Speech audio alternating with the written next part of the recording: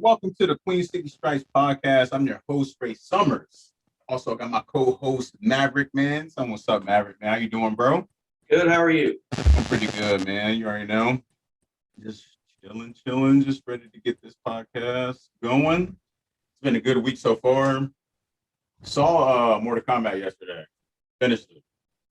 Oh, you did? Dope. Yeah. Yeah, I loved it.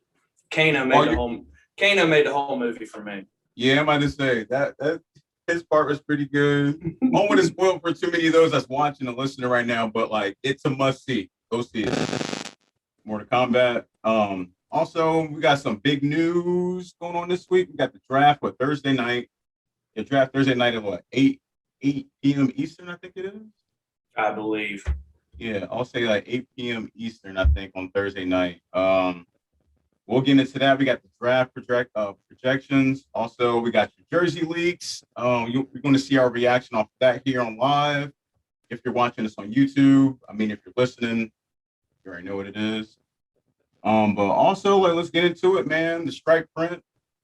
We ended off the 2020 season at 4-11-1. We had some all-season departures. Had some people that got released. I'm gonna give you the names. I got AJ Green, Carl Lawson, Geno Atkins, William Jackson III, Ryan Finley, Alex Erickson, Bobby Hart, John Ross, Sean Williams, and Giovanni Bernard. Yeah. Which one of those was the big loss, bro? Biggest loss. Carl Lawson for me. I agree. Yeah, definitely. Carl Lawson. Because I want to look up some because he was. I always just say he was in his mid-20s, correct? Carl Lawson? Yeah. I think he's 24. Yeah, 24. Somewhere around there. Yeah, man, he has so much potential coming into this, bro, in this organization, bro. 25. 25? 25. He will be 26 and for the start of the season. Oh, bro. I said it, though, mid-20s. But, yeah, I agree. That was a huge loss, Carl Lawson. Because, I don't know if you're an offensive guy or defensive guy, but the defense, bro, just having that loss is a huge impact. And they filled him in with, we'll get into it here in this, onto the other segment, the signings, but we'll see how this plays out. Mine, I would say, I'll have to agree, man. I'll probably say Carl Lawson as well, because AJ didn't really produce the past season. Geno's been on the decline. William Jackson was roller coaster. Ryan Finley is Ryan Finley. Erickson is really can't expect much. It's Erickson. Bobby Hart. Come on, bro. He was trash. Yeah, Bobby Hart. So it's just, and then John Ross, Sean Williams, and then I'll think Giovanni. I'd be I'll say Giovanni for me. Since you pick Carl Lawson, I'll say Giovanni as the second one. Because that was a huge one, bro. Because I thought, because he carried the whole load after Mixon was gone, when, having trouble to stay healthy, he was carrying that load pretty good. He wasn't, literally carrying people, but like I was saying, those who saw the trailer, his specialty was that flare. So you give him that 2 solid blocks, Giovanni was giving you a solid, positive, 13. Oh, yeah, he was lightning in a bottle. Mm-hmm. So, yeah, that loss hurts on the offense. You do. Yeah, offense, Gio, defense, Carl Lawson. But the other ones, Sean Williams didn't really get a chance to play. And ain't really much to say about, Alex. I forget where Alex got signed to. Who? Alec Erickson? Yeah. I don't know where he went. I don't know. He might still be a free agent. I can't remember. I'm surprised the Texans didn't pick him up. Let me just do a fact check. Because he might be with the Texans. Oh, no, I'm wrong. Houston Texans. Yeah, all right. I'm about to say, I was surprised. He might fit in with that. And I think John Ross went to the Giants. AJ with the Cardinals. And then Jackson was to the Washington football team. Finley, I'm not sure. And then Gio's with Tampa Bay Buccaneers, Sean Williams. I don't think he's signed yet. Main person I'm rooting for is Gio. Yeah, same here. Yeah, I hope Gio does well. I mean, with AJ being gone, I mean, you feel that was like long time overdue? It was overdue. I hate that he's gone. I do, but he did a lot for here. But it definitely was time with the injuries and everything. He really has not been much of a factor the past 2 years. Right. So it was time to move on. Yeah, because from all the stuff that we were seeing the past season, it was hard for you to get any space. I mean, we could say it's from the line, but at the same time, like he didn't look like the same AJ as what we're used to seeing. Now he used to be the Raven killer. Not anymore. Not anymore. But we got a new one though. We got Tyler Boyd, he's your new Raven killer now. Got to wait and see what Higgins is going to do. Yeah, definitely with Higgins. Showed plenty of flashes. We'll see him get it together this year as long as Burrow can stay healthy. Hopefully. Yeah, hopefully. We'll see them. But going into the signings that we got, we got this guy, what was it? Chidobe Awuzie. Yeah, cornerback from Dallas. We got Trey Hendrickson, defensive end from New Orleans. Mike Hilton, cornerback from Pittsburgh. So that's your favorite one there, isn't it, Mike Hilton? Yeah, Mike Hilton's probably my favorite on this one as I'm reading this off. Larry, I can't pronounce his last name. Ogunjobi? Yeah, thank you. Thank you, yeah, him. And then we got Riley Reef, offensive tackle from Minnesota. Eli Apple, cornerback from the Carolina Panthers. We got Ricardo Allen from safety from Atlanta, and Thaddeus Moss from Washington Football. But yeah, Mike Hilton probably like my favorite one on this list of signing. I don't understand the Chidobe Awuzie at all. Just due to he ended off. Hold on, bro. we gotta get the receipts out. Because they made because they gave up William Jackson and then picked him up. The Cowboys drafted him in 2017, and then the last 4 years he only played like 49 games. He only had 4 interceptions, bro, and turned 13 tackles. But he missed the last 8 games of last year. But I mean, he played all 16 games in his career, but that was back in 2019. Right. But 2020 was his first year, like he was rated at a 51.9 rating.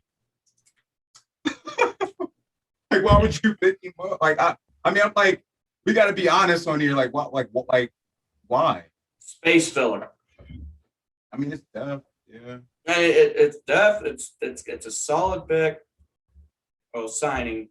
Nothing to really, get your attention, but the defense is mainly going to be led by veterans in the league, which our offense is mainly going to be all the young guys we're drafting.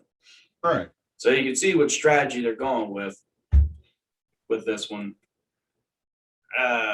It's just goofy, bro.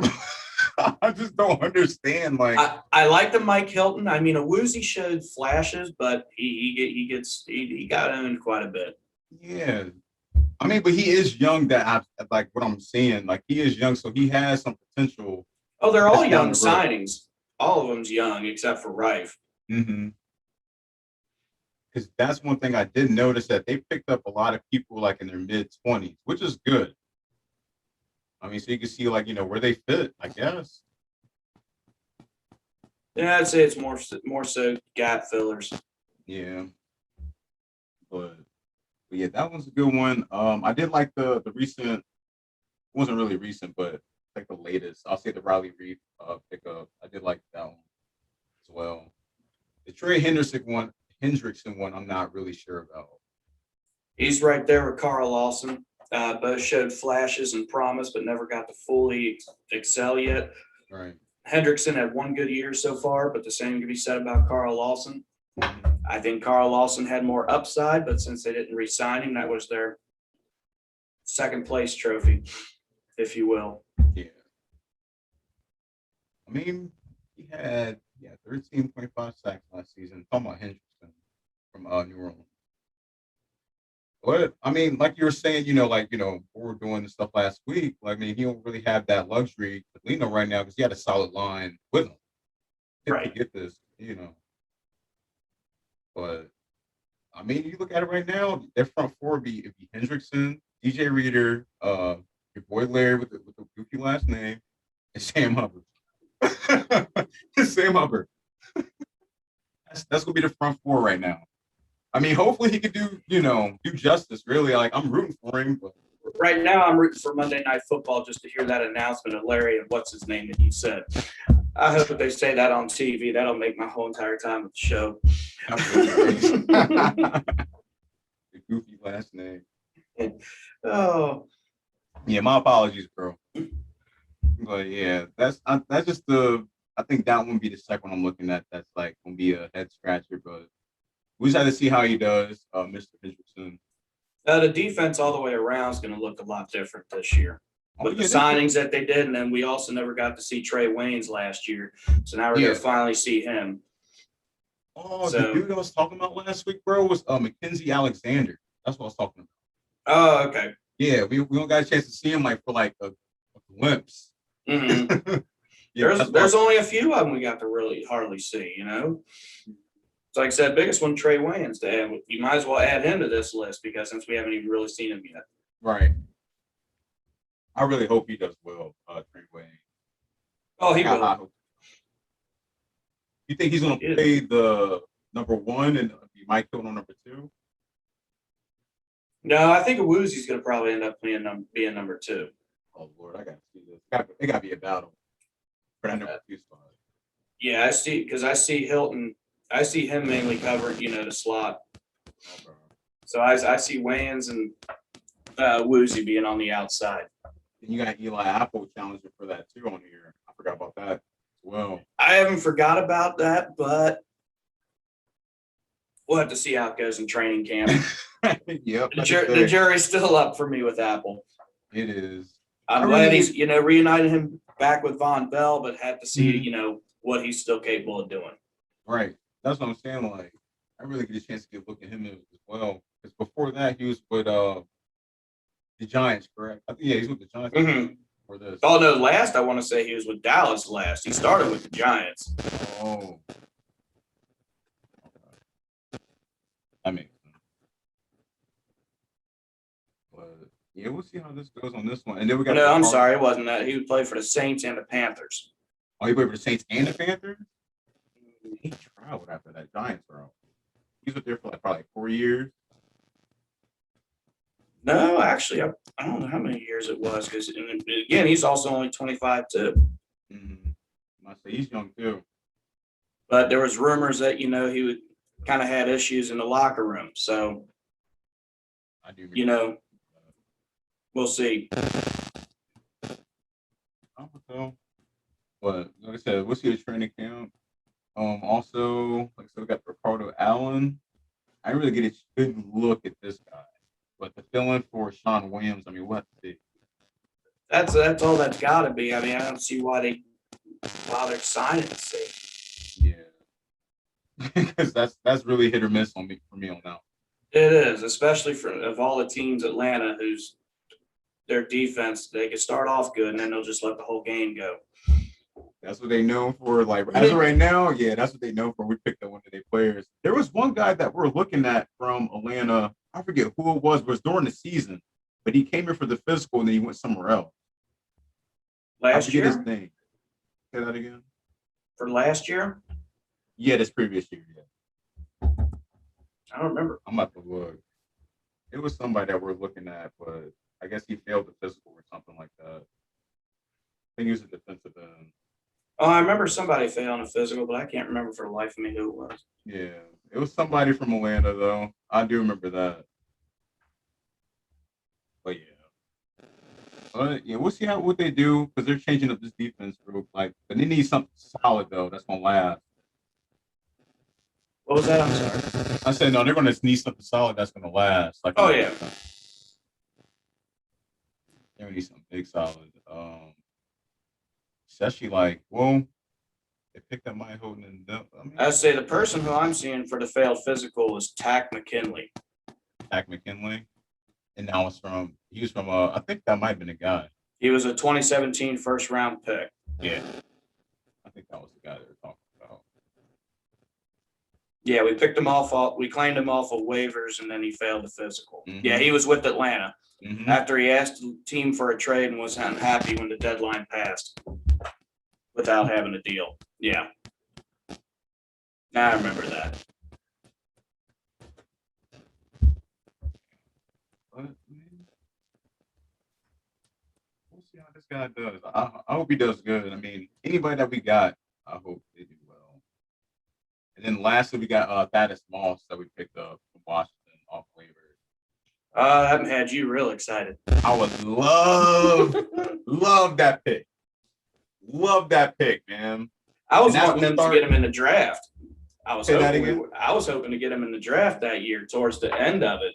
Mm-hmm. You know, and the fact that he still ended up with us anyway, even though it took an extra season. But there's not really tape on him now for the NFL since he didn't play, which that actually might work in our benefit. Oh, you already know. That might work in our benefit. You already know it is, man. Like, no film. Oh yeah, it's gonna be a surprise from everybody for this one. Especially, you got the chemistry back, Burrow. So it's gonna be amazing how this plays out. I really hope he does well. And then I remember you were saying you wanted to see, well, hypothetically, if Uzma was on one side and I was like, that is Moss on the other side, if they wanted to run that type of formation. Oh, Uzama? Yeah, Uzama. Oh yeah, in the two wide receiver set, yeah, or the two tight end set, yeah. Mm-hmm. That'll be interesting to see. Especially that's an exciting thing to think of when it comes to the red zone. More tight ends, the better. The way I look at it, but then also depends on who we draft too. Mm-hmm. I think Thaddeus Moss would do real good in the red zone offense. I think he will too. That's where he excelled at, that year, LSU. Mm-hmm. That was one of Burrow's favorite targets when they were close. Yeah. It's not like got the height advantage, body size. He can create separation. Like, bro, it's gonna be a walk in the park for Burrow with this one, Like they really handed us Thaddeus Moss. Oh, absolutely. The fact that they just went ahead and released him. I mean, I'm shocked they didn't try to trade. Very true. But since I guess they signed him as a undrafted free agent, there might not have been much compensation. So, you're right. Especially for someone who didn't play. Yeah, you're right. Yeah, we'll see how it happens with this one though. But I already know that Thaddeus Moss would do really, really well in this shit. Also, we got some resigns that we got. Michael Thomas, wide receiver. We got Tony Brown, cornerback. Quentin Spain, the guard. We got Samaje. Kareem. Yeah, Kareem, the running back. We got Jordan Evans back, linebacker. Amani Bledsoe, the lineman, and Mike Daniels. The Mike Thomas one I'm iffy on. I like Thomas. He had some flashes too. He had some plays. I forget what that game was, I think it was under the two minute drill. He was getting targeted like 4 straight times he caught off 4 of them. I forget what game it was, but it was under the 2-minute drill. It might have been early in the season. I do slightly remember it, but I can't remember who the opponent was at the time. I just remember seeing his name. My favorite one to re-sign is Quentin Spain. Yeah, that's important. Yeah, for me, at least. I mean, having him back and also having Riley Rife, and then, we got Frank Pollock back coaching the offensive lineman. That line's going to be a lot different this year than it was last year. Oh, yeah. More organized, better structure, bro. Like, better communication, bro. It better be literally, if not an A+, at least an A-, bro. Like, Because, I mean, at this point, yeah, we can't afford Burrow to get hurt. But, so we'll get on to that stuff here in a minute. The other one on this list, I mean, the running back, this is the guy from the XFL, correct? Samaje. I don't think he came from the NFL or XFL. I know he came from Oklahoma. drafted by the Washington Redskins in the fourth round of 2017. Yeah, he played at Oklahoma. He was drafted by the Washington Redskins in 2017. Must be mistaken with somebody else. I thought he came from XFL. But I mean, he showed some glimpses though when he got his opportunities. But that one game where everybody was fumbling, that was a good look. Yeah, he wasn't the only one that fumbled in that game. And, you know, the Ravens joint where everybody was just fumbling. Yeah, as soon as they touched the ball, they went down. Zach, I didn't care for Zach Taylor's response to that, especially with Gio's. You know, his first fumble in over 800 something carries, and you're going to bench him. Bro. You know, and then turn around, and he ended up fumbling too, and so you bench him. I just didn't understand the response with that. Back to back, it got to the point that they had Alex Erickson back there getting the ball. I don't even think it was raining in that game. I don't know what happened in that game. It was bad. I mean, I just remember the tempo started off good, and then it was like once our turn that we got the ball on the offensive side, it tanked. Everybody fumbled. Yeah, it tanked. Yeah, that wasn't. We were really missing Mixon for that game, but who knows what would happen if he was in there. But he could have ended up fumbling too, since everybody else was doing it. Yeah, exactly. Also, what we got? Jordan Evans back. And then we got Amani and Mike Daniels. I mean, Mike Daniels, that's a good one. I mean, that's part of the depth chart. But I think they did a solid job. Nothing that really gets your attention, but I think they did enough to fill in where they need it and then use the rest of of their spots for the draft. Right. You know, everybody's upset about using how come they didn't go for all the big money targets, especially like Eric Fisher and things like that when they were released by Kansas City. But people got to realize, they're saving money for what's coming up. Agreed. All the offensive weapons that they have currently now with Boyd and Higgins and Mixon and now Burrow and then whoever else they're going to pick in this. You got Jonah Williams coming up soon on his contract extension. They need that money from somewhere. Mm-hmm. Got to keep all these players, man. The Bengals, that's why I'm shocked at the amount of free agents they're going after, because they don't really know to do that except for maybe your tier 2 and tier 3 free agents, because of the cheaper part, but they like to keep their own. So, they're going to stockpile, expect, this year and next year, they're going to have upper tier cap space because they're going to be using it all for what's coming up. Hell yeah. I already know, bro. They're going to get it. I already know, man. They already know what's going on, bro. Like, they got to get them contracts situated. If you can't keep it, it's going to be a bad aftermath. That's all I can say. But other than that, we got on this list. We got the draft coming up here Thursday night. Round 1. So we got that should be made to a national holiday. I don't care what nobody says. The draft should be national. Everybody should be off on Friday. Get to stay up late, watch all of round 1, talk about it the next day, then enjoy rounds 2 and 3 and the rest of the weekend. Mm-hmm. It's like a selection show. Mm-hmm. Oh yeah. Who do you think we're gonna get on this first round, bro? I'm hoping the whole civil war in the city of Cincinnati. I'm still on the bandwagon for Jamar Chase. Jamar Chase? Still on the bandwagon for Jamar Chase. The possibility to reunite, a record-setting offense, national championship winning offense, and you're going to have, if you draft him, 3 people from that team with Burrow, Moss, and then Chase. Getting him to replace A.J. Green and lining him up with Boyd and Higgins, that's dangerous for defenses. That you can't cover them all. I know everybody's like, but you got to protect the quarterback. You got to protect the quarterback, and I get that. Obviously, you do in order to get the offense to work. Right. This draft there's not a big drop off for wide receivers, too big of a drop off, but just a chance to get with Chase. You got to do it. I mean, I don't see how you can't. My bad to cut you off. I mean, like you have what's that? Marshall, last name Marshall. Terrence Marshall? Yeah, you got Terrence Marshall, and also you got the guy from Ole Miss I like as well. It's like Elijah's his last name. Yeah, you could probably get Marshall in the second round, but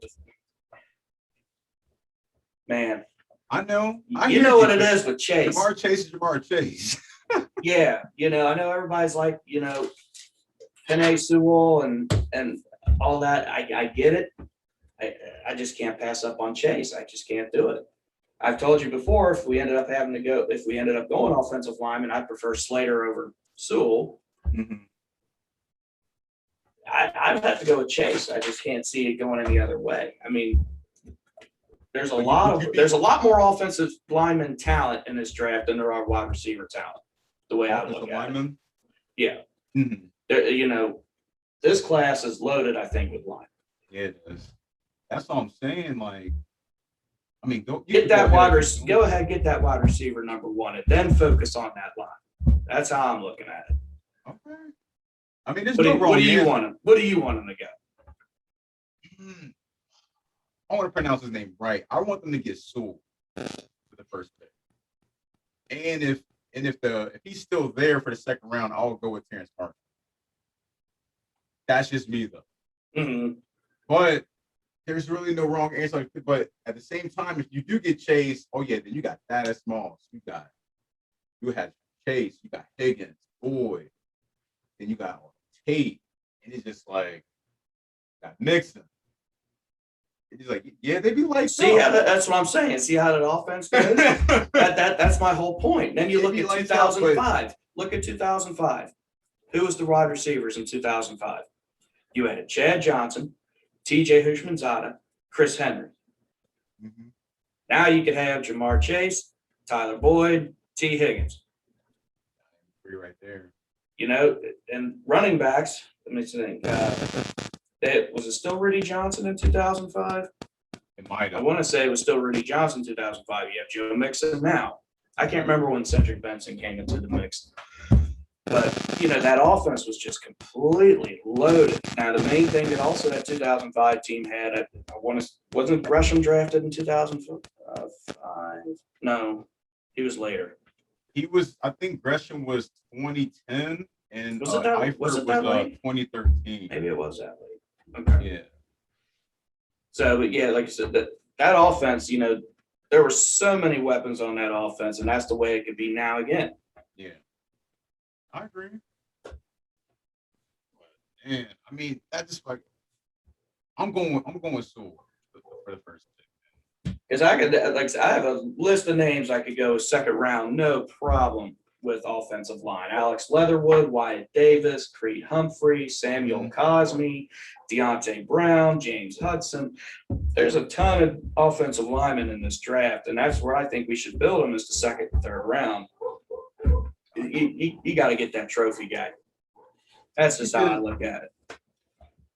Man, it's just, if they get Sewell, bro, they can just put Riley. They can put Reef on the 1 year prove it deal.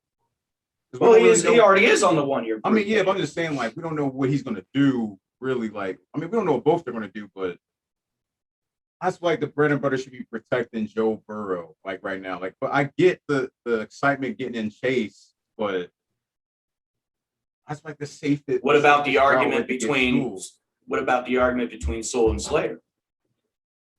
So with me with linemen, I prefer Slater over Sewell. Yeah, I'm gonna say I wouldn't be mad if they pick up that kid you're talking about from Northwestern. I wouldn't be mad if they did that. If they went with Chase, I would hope they pick up at least, like you're saying, Slater that second round.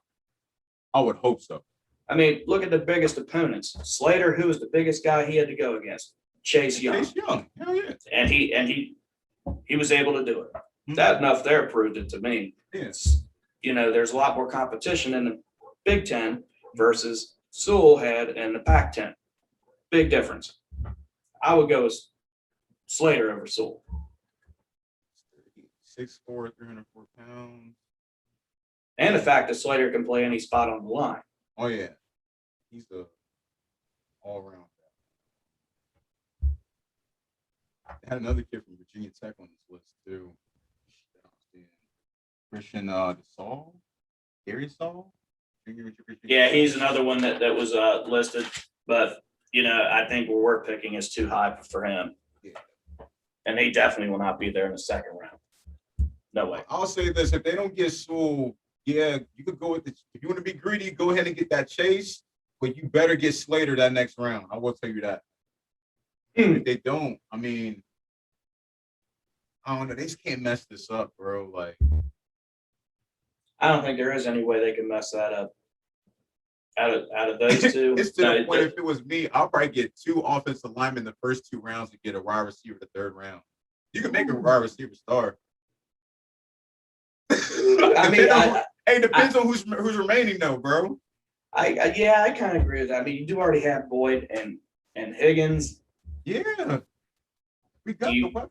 I mean, Higgins can possibly be that number 1 guy, but I just that'll be hard. Yeah, I mean, 1st and 2nd round doing offensive lineman. Just to be I can see 1st and 3rd. Yeah, 1st and 3rd. Yeah, yes. I can see 1st and 3rd. I wouldn't do 1st and 2nd round. Yeah, I was doing the 1st, 2nd round just to be safe. Yeah, you never know. Somebody could like rip. You know what happened at training camp? Rip a boob, anything. Yeah, like whatever goofy stuff that happens at training camp. That's my other argument about Sewell and Slater also. At least Slater's been playing. Sewell, took the year off. I mean, Chase did the same thing. Right. But the wide receivers aren't going to take the body beating that offensive linemen do consistently on every single play. I can see Sewell going down in training camp or in preseason, and then we don't have him for the year. Just for the fact that, I'm not saying obviously he's in shape, and I look at what he did in his pro day. It was insane.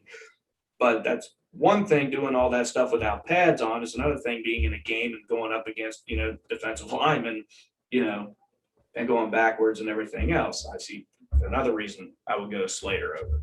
I hate the conversations of high floor and low ceilings and things like that. And I know everybody say Sewell will be up there in the future, but we need somebody that's going to really do it now and the future. Well, are we ever going to get another Sewell though? Like in this draft? Another Sewell? Yeah, man. Like, come on, bro. Like, are we ever going to get another Sewell in this draft? Like, realistically. No. Yeah, man. Like, that's what I'm saying. Like, I get what you're saying, though, bro. Both sides is nobody's wrong on that. I'm like, are we ever going to get another Sewell? Bro, we ranked 24th in rushing yards last season and gave up the 3rd most sacks in the NFL. If you're the Bengals, does the opinion of your quarterback matter? Who do you think he's going to push for more? Everybody wants to make comments about his knee. What do you think, straight from the horse's mouth, if he got the chance to choose? Who do you think he would say? Hold on, who? Burrow. Oh, shit, Chase. But I know he wouldn't be mad if Terrence Marshall came along, though.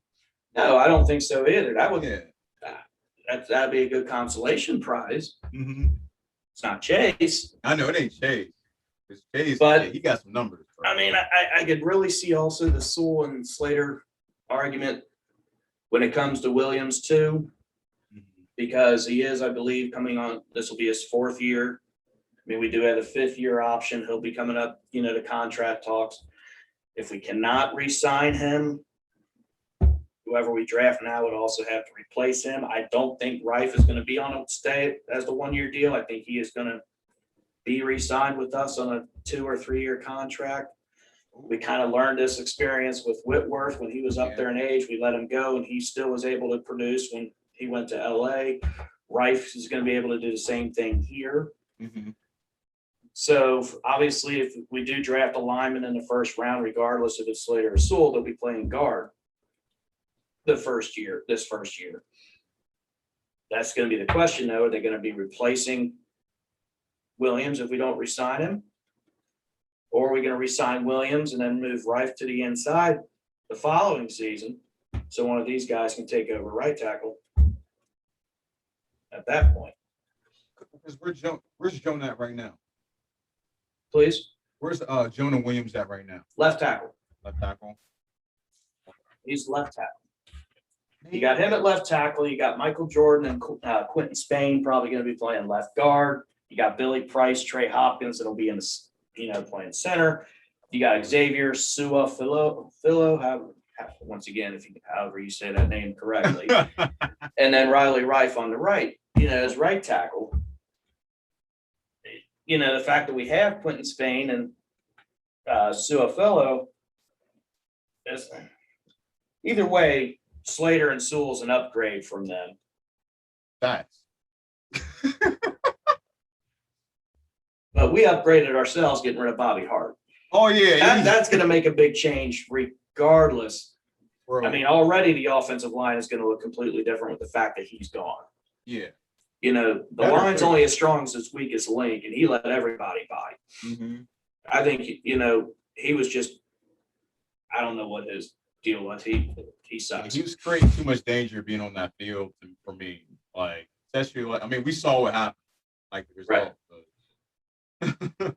Right. And like I said, I already see that line completely changing, and the fact that we did retain Spain and signed right. That's why I keep thinking it's probably going to go on the wide receiver route with that first pick.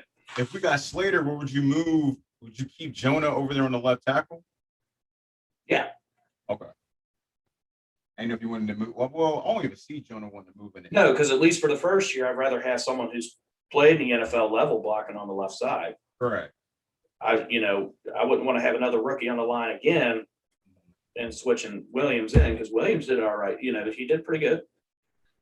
Yeah. He was one of the best offensive linemen in college. And Slater's the same way. And the same thing with Sewell. But, either way, whoever we would draft in this early would go in on the inside. That's why I think it would also be better looking at one of those guys in the second round. Yeah. Because I'd love to be, if it would work out this way, drafting Jamar Chase, 5th overall, and then in the second round pick, drafting Samuel Cosme from Texas. Yes. Oh, I'm glad you brought him up. I did have that written down. To me, that would be the perfect 1-2 punch right there. Uh-huh. I agree on that one. That might be a little sleepy one right there. And then that would kind of leave the rest of it wide open. I mean, if you want to do second, third rounds, both as doing offensive linemen, then I wouldn't do first and second round offensive linemen.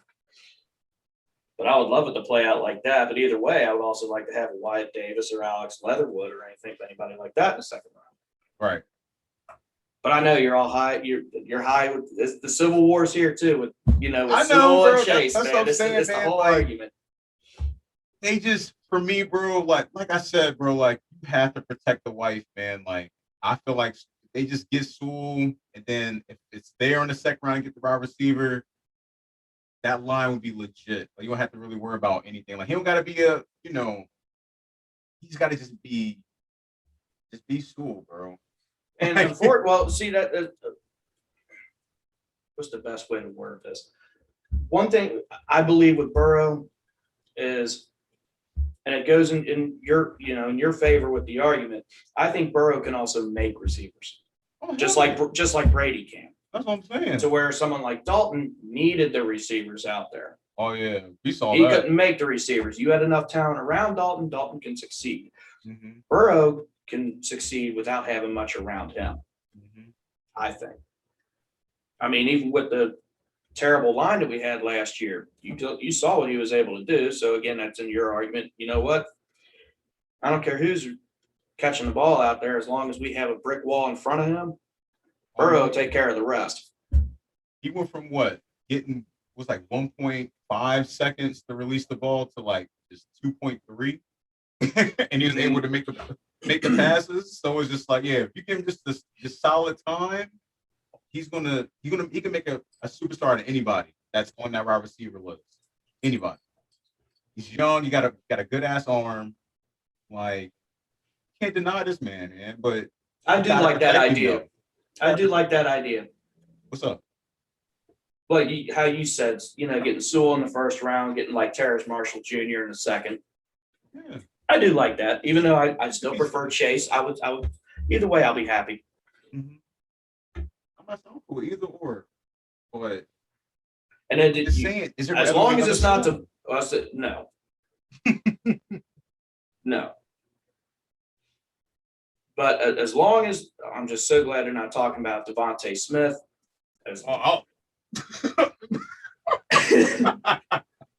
Sorry, everybody. And now the story My came out mouth. about what his actual size is. Oh yeah. Like barely just a skosh over 6 foot, but his weight, that was really the troubling part for me. 165 pounds. Yeah, bro. That's No. lightweight though. No.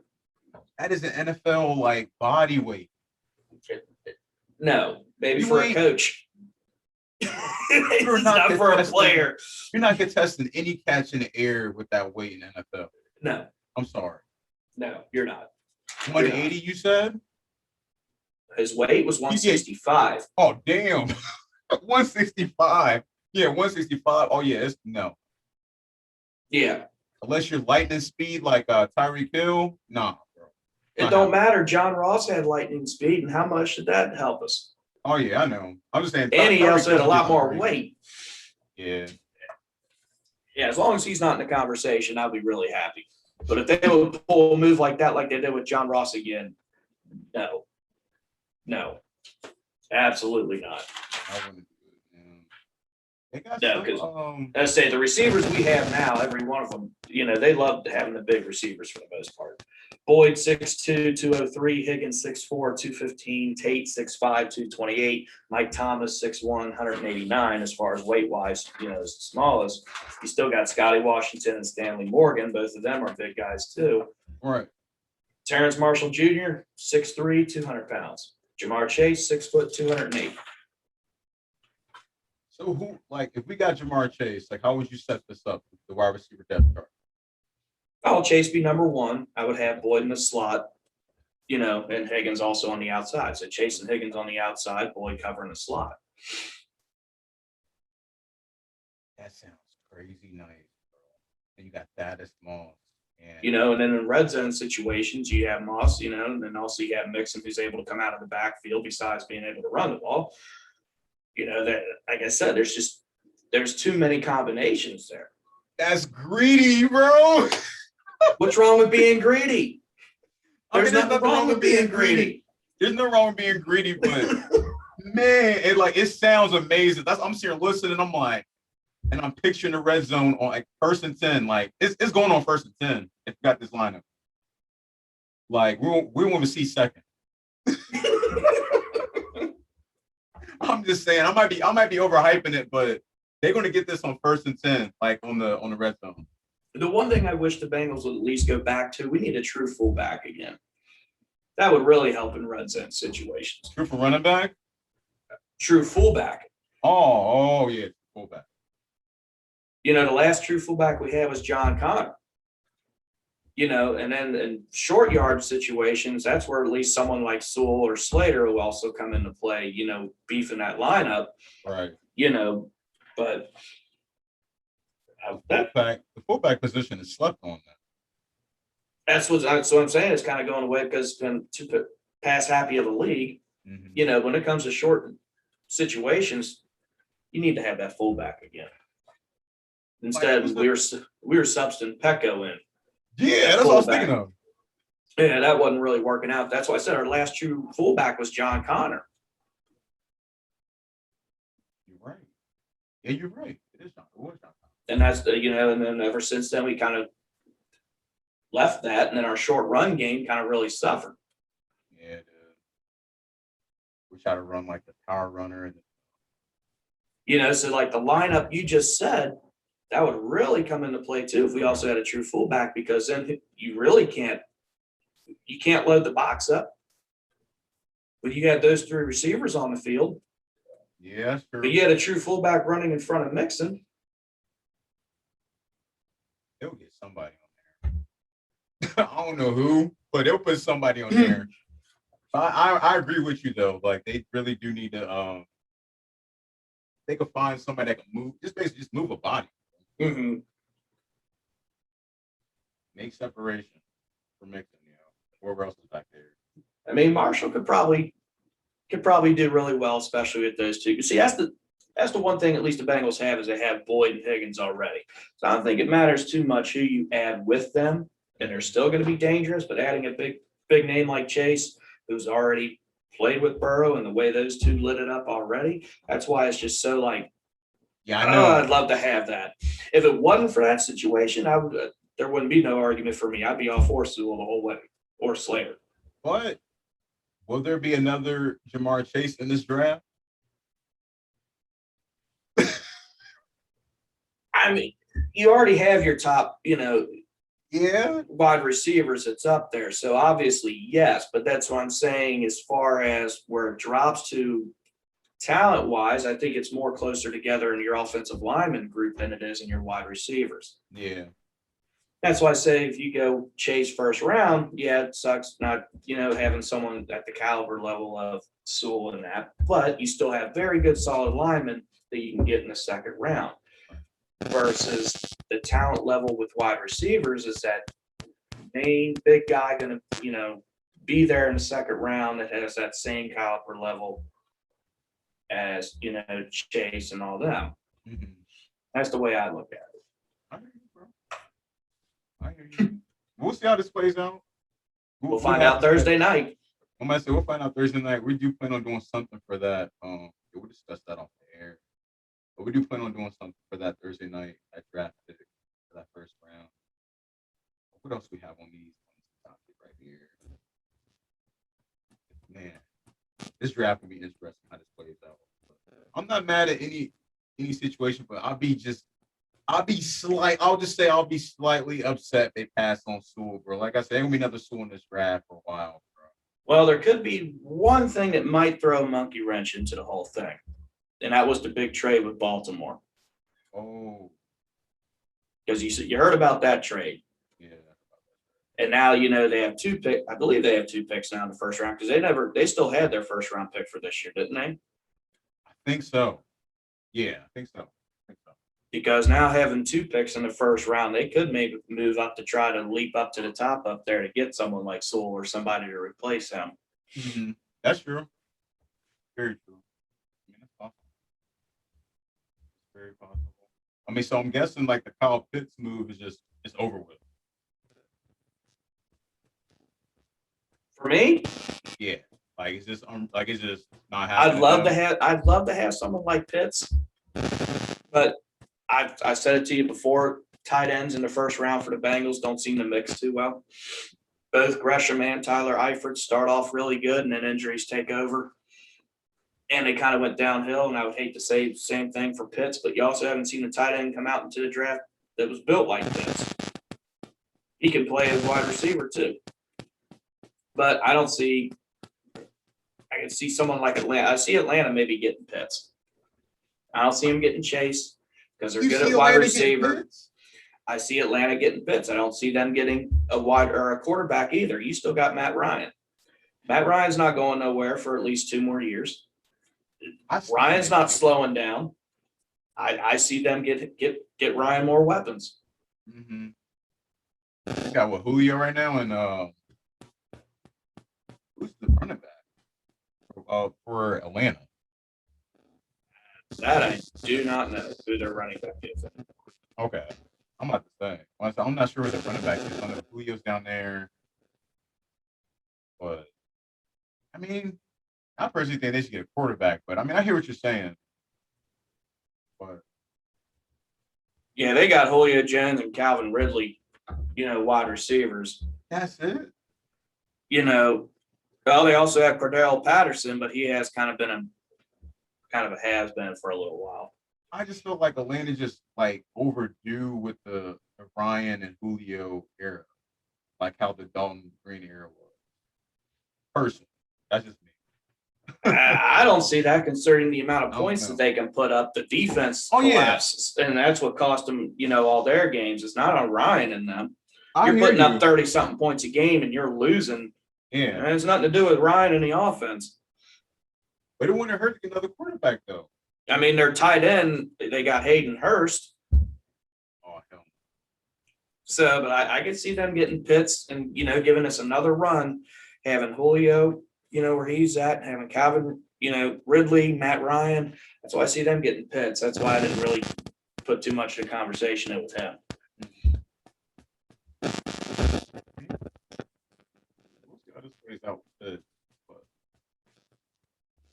It all comes down to basically win the pick. But I mean, it seems like we're kind of already know how everybody's going to pick them going to the first, second, third. I mean, not first, the first. Yeah, 1, 2, 3 is going to be quarterbacks. We know that. It's just a matter of who. Yeah, that's going to be the tricky part on who they're going to get. But all right, that's what we got on that draft. That's start. What we got? So we have round 1, number 5, round 2, number 38, round 3, number 69, round 4, 111, round 5, 149, round 6, 190, and 202, and round 7, 235. We already discussed the draft prospects, but I mean, you got any 2021 predictions you want to see? Say that one more time. You got any 2021 predictions you want to see? As far as record-wise, or record-wise for the team. As long as Burrow can stay upright, and especially now we got a 17-game season instead of a 16-game season. Oh, I forgot all about that. And that actually works out in our benefit, because I don't think, as much as Burrows says, I'm going to be ready for day one, that's nice to hear. That's great to hear. I really wouldn't start him until probably game 3 or 4. Agreed. Especially the shortened preseason and that, depending on who's going to be on that offensive line, especially if you're drafting somebody, whether it's Sewell and them in the first round, give the offensive line and also Frank Pollock, give them all time to gel before you put Burrow out there. So having that extra game for the season might actually benefit us. I'd like to give a prediction more so after I see how this draft plays out. Pre-draft? Oh, I just heard something to disconnected. No, you're good, bro. Okay. Someone in there. But my bad to cut you off. Do you feel like we should get? I mean, are you comfortable having Brandon Allen in there covering for us for 4 games? The first 4 games. For a quarter of the season? Yeah. If they hold Burrow out until week 5. Are you comfortable with Brandon Allen going for 4 fucking games, bro? That offense with him back there was atrocious. Yeah. I mean, they couldn't do anything. Bro, it looked like Little Giants. the movie. The Little Giants was better. That's what it looked like, bro. It looked bad. See, the problem is we know the opponents for this year, but we don't know when we play them. See, that's the problem. I can give a better answer for that depending on who we play in the first 4 games. We could hold on that then. Yeah, we could hold on that. God, that offense was horrible with him. Yeah, I tried to block that out of my mind. You can't. You're Bengals fans, bro. That's where it doesn't matter who's playing receiver, because he couldn't get the ball to him regardless. But a lot of that could have also been on the line. Yeah. There was one game, I can't remember who it was that we played now. I don't know if it was the Jets. He was playing really good, actually, for once. Mm-hmm. But, man, that offense just couldn't move. Yeah. But God, that's an answer that's really hard to give. I'm going to say we can hold off on until we get the full schedule. I'll put it like this. If it means Burrow can come in, we'll just say 3 games. Okay. If Burrow's able to come in at that 4th game and he doesn't get hurt the rest of the season at all, and he plays lights out and all that because he had that extra time and the offensive line gels, and does what they're supposed to, then I'm fine for it. Okay. Because I'd rather have him for the majority of the season instead of just the first half of the season. Agreed. If we can at least win 1 game out of the first 3 without him in there, I would love that. To me, that's a win. Yeah, that's why I look at it. Either go 1-3 or 2-2. That's if they go to the 4 games. But yeah. Right. But if you go winless, that's going to really hurt. But again, it depends who exactly we're playing at the start. Yeah, that's true. But either way, I'd rather would not have Burrow at least play not the first 2 games. Mm-hmm. Then that'll be 5 games that the offensive line will have together before Burrow starts. Sorry, so you're cool with him sitting out 2 games? At least 2 games. At least 2. He's not going to want to do that. He wants to get on that field, and take care of business. I say give him at least 2 regular season games not playing. That's just my opinion. I hear you. That's what I'm saying, bro. Like, if you don't get Sewell, man, like, you really want him starting week 1? Y'all, that's what I'm saying, bro. Y'all want him starting week 1 if you don't got Sewell over there? Is Sewell going to fix the entire offensive line? No, I'm not saying that. I'm just saying, like, just his presence, or what he could bring to the line and bring to the team. Like, it could be different from what we're used to seeing. Right. Either way, he'll be starting at guard. Mm-hmm. I don't know what side they'll have him start on. I guess it all depends on, Quentin Spain and Xavier Su'a-Filo, but that would be a very strong line, and it would definitely, build a confidence level having that type of line in front of him. Right. So we'll see. My overall prediction, record-wise, even with that, obviously you can't have a 500 season anymore. No, that ain't gonna happen. 9-7. Well, even that would change because it would have to be like 10 and 7 or the extra game. Right. I guess it would be 9-8 would be the scenario then. I could see us going 9-8. Okay. It is just a pre-prediction for the schedule gets released. That puts me like in May, I think. Before the schedule's released, and also before we even know who we draft. Okay. And it's still an improvement from last year. I'm not expecting a leaps and bounds improvement yet. Mm-hmm. We started in the right direction this past season. It got derailed with the injury, but I want to see that continue. I'm not too focused on a playoff run this season as much as I would love for that to happen. I'm more focused on getting Burrow through a full season. Okay. That's where my focus is. But Burrow's going to get us there, though, right? Oh God, yeah, absolutely. Who wouldn't be? No, but I'm just saying my number one priority is that Burrow stays upright the whole season. Mm-hmm. But it comes down to if we get let's say we get the Jamar Chase route, and then the Slater route, and so forth, and then going to the next draft. If they get all these weapons, bro, I expect them to be in the playoffs. So do I. I would expect it to be like when we first got AJ Green and Andy Dalton. That year, nobody thought Bengals would do anything. We were already written off. We made the playoffs. Mm-hmm. Squeaked in, but we still made it. And that started the 5-year run of making the playoffs every year. That's going to happen, I believe, again with us. I don't know if it'll happen this season. That would be the same shock again. I'd be more prepared for that with next season. But I just want to see them have at least a solid season, and we see it's going fully in the right direction. Right. Stay tuned, everybody, man. Just stay tuned. It's coming. We're going to get our results here soon, man. Up here Thursday night. What else we got on here? All right, we got the jersey leaks and we got the jersey reveal that we're going to do for y'all, man. I'll tell you for right now, before we get into the jersey reveal, the leaks that me and Maverick seen prior to this. I mean, I try my best not to look at anything on social media that had to do with jerseys, anything on YouTube. My group chat with my family almost ruined it earlier this week when they debuted the jerseys. So I try my best not to see them, but I'll tell you the leaks that I've seen. I'll say there been some good prototypes I've seen, and then the recent one I saw with I guess had the Paul Brown signature on the tag end, and it had it like hanging from like one of those raggedy hangers or whatever. That was the supposed official release. Yeah, I was like supposed official. It was like made in Guatemala. That's what it said on the tag on the corner. That jersey looked very. I was like, no, this can't be it. It looked very cheap. It spelled clearance all over it. I smelled clearance. So it's just like, yeah. I don't know. What about you, Matt? Like the ones that we've seen, I mean.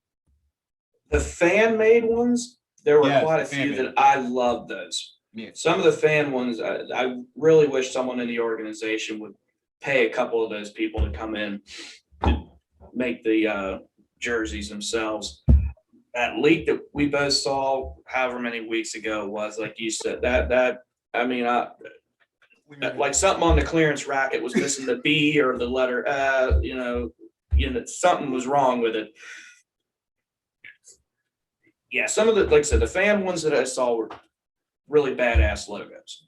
Yeah, especially Logos on the retro. uniforms, the ways that they did the stripes.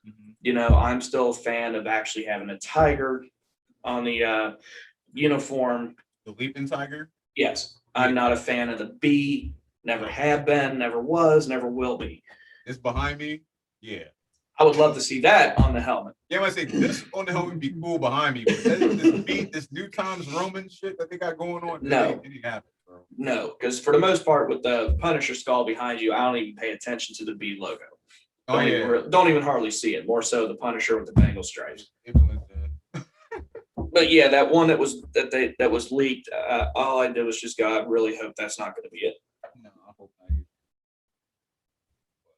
I'm gonna get into this clip here in a second, man. But I just hope these jerseys legit. Regardless, it's a fresh start. But we will give y'all our honest opinion on these new jerseys. I gotta find the clip real quick, but yeah, I hope it's good. But I asked a couple people, I gave me like, yo, give me a rating on a scale 1 to 5 on these jerseys. A lot of people were saying they're pretty good. They said they give a 4. I was like, all right. We should see then. But I'm excited for them. I wonder if you get like a customized one yet. If they got them like showing or selling. My bad. Okay. Let me bring this up. You said what is Mav? Yep, I'm waiting to look it up. Y'all good, man. He said, "Oh, we're going into this new sharing screen."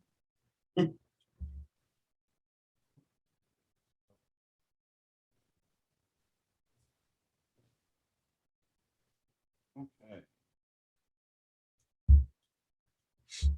Here we go. We got the run it reveal. Are you ready, bro? I'm ready when you are. All right. Let's check this out. Let's go, y'all. Run it reveal, new stripes, baby.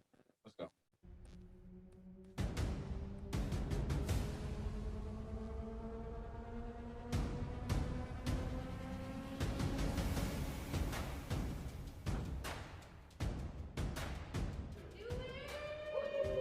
Boys, let's suit up. Oh, it's Ocho. You got to start it off with Ocho.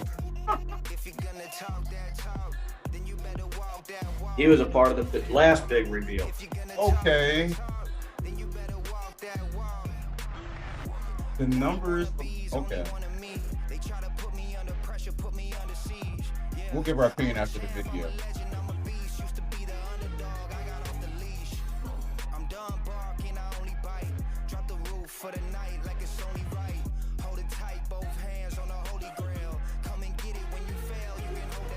Hey, where's Burrow?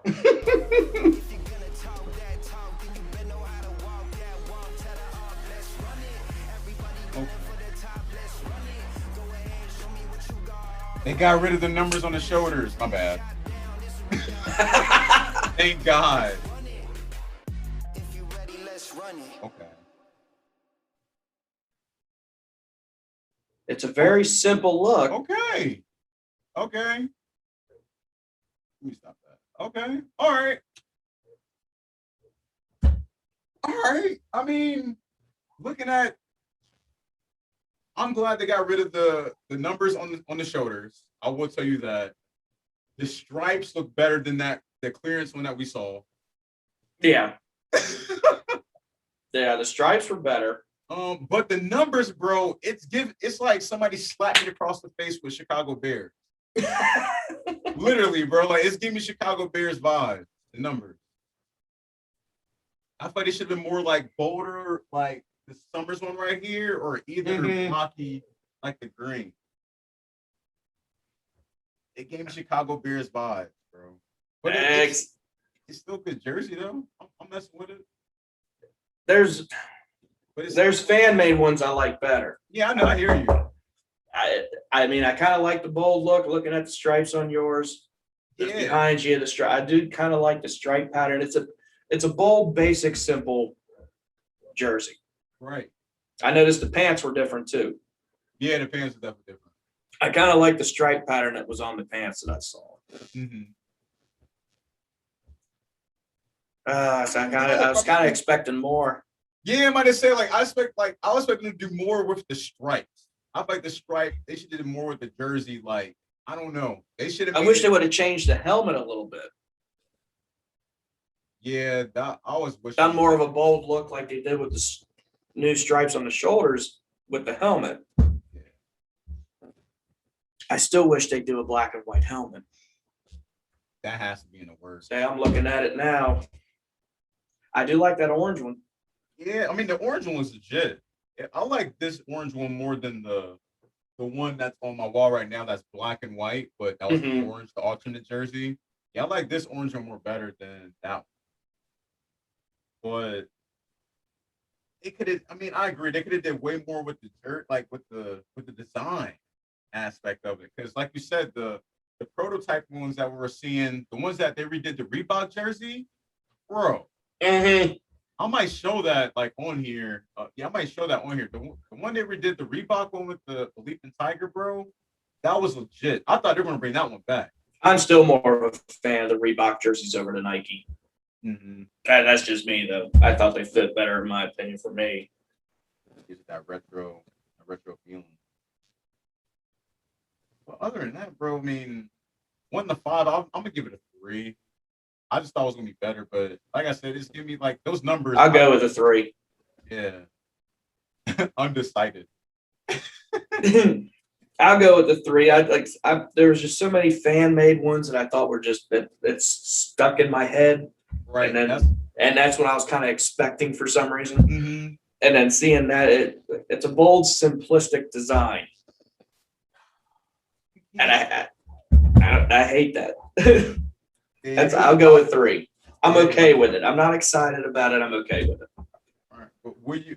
Yeah, I'm gonna say for all the people that's watching, I've seen this, man. At this point, I mean, if you get yourself a jersey, I mean that's cool. But to be honest with you, like if you want to enjoy it, I'll get that custom made. Mm-hmm. Definitely those jerseys. I don't think I'll get a player. I'll get a custom made first. But yeah, man, that's just giving me Chicago vibes, man. Chicago Bear vibes. Yeah. Those numbers. Right. Literally, bro. I don't know if anybody else got smacked in the face like that, but it gave me Chicago Bear vibes. Well, it's because actually the number is the exact same way. Looking at a still picture of it, that number is exactly the same way the Chicago Bears was versus the previous jerseys, like the ones behind you. The numbers actually have more of a bold look, almost make it look like it's 3D. If that makes sense, versus just a basic number with the light color difference on the outline. So yeah, I gotta agree with you with that. It does look straight up like Chicago Bears. Yeah, bro. I think the pants, all they did was the color rush joints. I think they just mimic those for the home and alternate jersey as well. Because I do notice the design now more now I'm looking at it. It looks just like the original color rush for the white uniform. I could be wrong, but it looks just like the same exact stripe. I feel like should have been more stripes on the shoulders, bro. Since you got rid of the numbers, you could have made more stripes. Like stripe it out. Pretty much like this fan when I just sent it to you. Something like this would have really spoke to me. You sent it just now? Yeah. All right. Oh yeah, this one? Like that. Yeah. Something like that would have been fire. Yeah, this one would have been good. Because the helmet has like that fade on there too, right? Right. Yeah. Yep, the stripes on the helmet's a little different and everything else. Yeah, because the whole shoulders has stripes on. Yeah, that's what I'm saying. Like if it was like that, yeah, that'd been legit. Yeah, the front, it's outlined in the front here, but it goes solid across the back. Mm-hmm. You know, something had, like that. That's why I said that the ones that they reveal is just too like so there's so many things they could have done with the Bengal pattern. That's why I'm so disappointed, bro. I wanted to get those Keanu Reed vibes when he brought the jerseys on Hardball, bro. to those kids. Yo, I wanted to have that excitement, but like this gave me Chicago Bear vibes, man. Like I didn't have that Keanu Reeves, that Coach Bombay moment, fucking Mighty Ducks bringing the jerseys. I had none of that, Right. bro. This was like, man, it got me out of 3. But it's all good. I do plan on getting a customized jersey. I'm not gonna lie to y'all. Like, Well, of course, we're gonna always have to get. Yeah, I mean, we're still gonna buy them, and they know that. part of history, man. I just wish they would have did more to it. But I'm just glad they don't got that like on this jersey, they don't got this white inner on the inside. I'm glad they don't have that on the jersey. Right. Now it's just a solid color. Yeah, it's just a solid color. That's one thing I'm glad about. It's just a solid color. But all right, we got the jersey, man. Oh yeah, hell yeah, man. Oh yeah, we got the jersey thing. Also, you guys, subscribe to the channel. If you like the video, hit that thumbs up. I'm your man, Ray Summers. That's all we got for y'all today, man. It's episode 1. It was the Stripeprint, man. Hope y'all enjoyed the episode. Say what's up to my man, Maverick. What's up, guys? He said what's up, man. Yeah, man. Kudos to Maverick, man. Kudos to me. Kudos to everybody watching. I do got some shout outs to get into though before we close this out. Thank you to people out there. I'm about to hold on. I gotta get this up. We got some new listeners at the shout out today.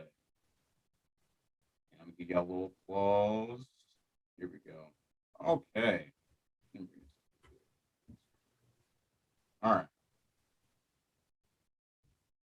I know you were shocked when I told you last week who was listening. You was like, "What the hell?" Oh, I was blown away. Yeah, man. Again, thank you all for listening, taking your time out of your days, to listen to us. Right. We appreciate it, man. Keep the show growing. Share with friends, family, whoever. But to get into this, shouts out to the country of Canada. Yeah, Nova Scotia. Nova Scotia? Yeah, Nova Scotia. Thank you, bro. Nova Scotia, huh? All right. Hell yeah. That's one. We got United Kingdom. Shouts out to England. England out here listening to. All right. And also we got the state of Texas. We got Dallas and Houston. Shouts out to y'all out there. We also have the state of Pennsylvania. Shouts out to Philadelphia. We also have Virginia. Shouts out to Washington.